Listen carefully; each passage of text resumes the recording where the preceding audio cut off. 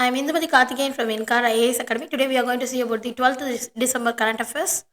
The topic taken from the Daily edition. The topic is the long and complex road to assisted dying. This topic comes under our GS4 Ethics and Human Interface, Essence, Determinants and Consequences of Ethics in Human Action. So, first of all, why it is in the news?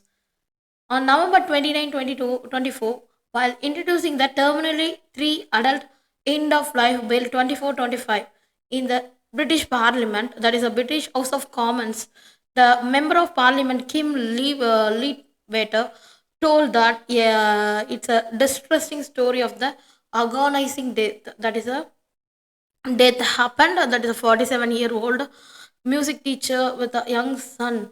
Actually, he suffered by a bile duct cancer, so he got a severe pain and severe ill in on his body. So his wife pleaded and doctors to help, but the physician treating him with helpless. The look to horror his face when he died. So first of all, we must give the assisted for dying. Typically refers a practice where individual with a terminal or incurable illness choose to end their lives with medical assistance. It is often divided into two methods, that is a physician assisted suicide and voluntary euthanasia. So, first of all, the physician assisted suicide is nothing but the doctor which can provide the medication for the patient to end their own life. For the euthanasia, it is a doctor directly administer a life-ending substances at the patient's request. Both are given the ethical implications. That's first of all is the autonomy as sanctity of life. So to support argue the individual have the right to autonomy, including the control over the death, particularly in case of unbearable sufferings. So, opponent counter with the sanctity of life argument suggested that life should be preserved regardless of circumstance. But there is a slippery slope concern, that is a critics worry that legalizing assisted dying could head to broader acceptance of euthanasia in normal terminal cases on pressure vulnerable individual is choose for the death. And also there's a moral responsibility. Healthcare professional may face conflict between their duty to alleviate suffering and their ethical obligation to preserve the life. So there is a legal complication, some implications also there. There is a worried legal status globally. First of all, there is a countries like Belgium, the Netherlands, Canada have comprehensive framework allowing assisted dying. Otherwise, there is a giving the life support and also for the dying support, and for the others like US permit in a select state under strict condition. Many nations outlaw it altogether. And there is a safeguard and regulation, that is a legal system must establish the stringent criteria such as requiring multiple medical opinions assessments, also the mental capability and vulnerability consent, that is a consent to prevent abuse for this rules, that is a killing, there is a voluntarily killing by euthanasia, so they should safeguard from this violation of this law. So there is a legal challenge also there is a law permitting assisted dying often face judicial review and public debate reflecting deeply divided into societal attitude. And also there is a cross border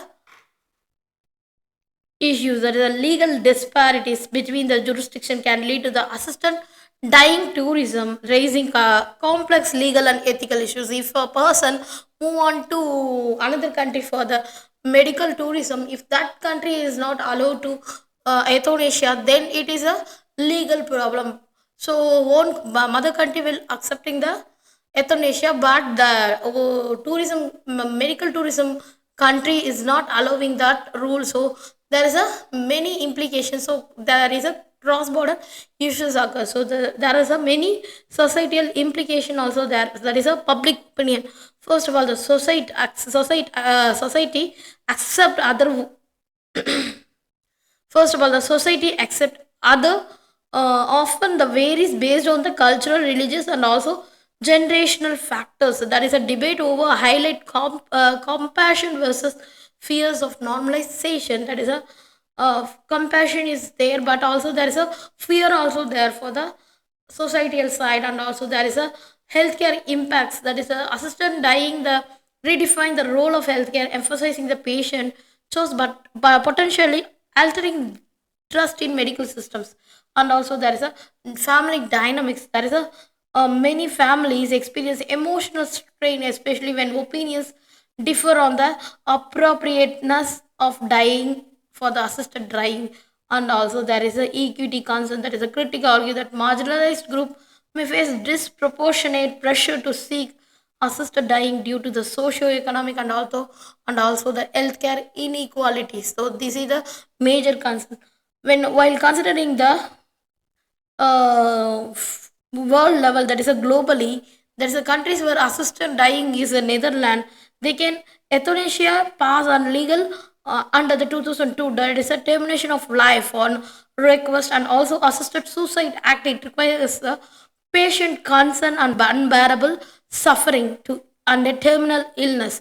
In Belgium also raised the legal action on 2002 for the adults and uniquely extended to minor under the strict condition in 2014.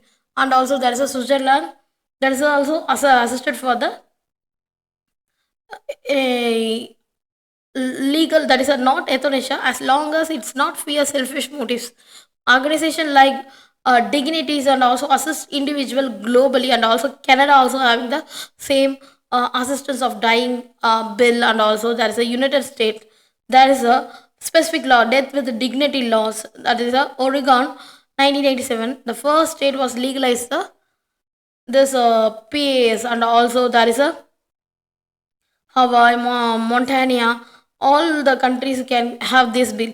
And Australia, there is a legal in 6 states as 2023. There is a Victoria was the first to pass the law in 2017, and other countries like New Zealand, Portugal, they are also permitting the euthanasia. So many countries can perform the euthanasia, that is giving the assistance for the dying. And also there is a key legal requirements, that is a terminal or incurable illness. First of all, if the patient can be suffered by the incurable illness, then it is a unbearable sufferings, then they can progress the euthanasia. And also there is a mental competence, individual must demonstrate the capacity to make informed in the decision.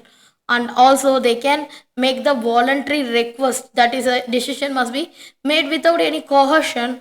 They can give the multiple confirmation from the family side and also the patient side. There is a medical oversight often involves assessment by multiple healthcare professional. There is a waiting periods, some laws require for the waiting period of a request, and also the provision for the assistance.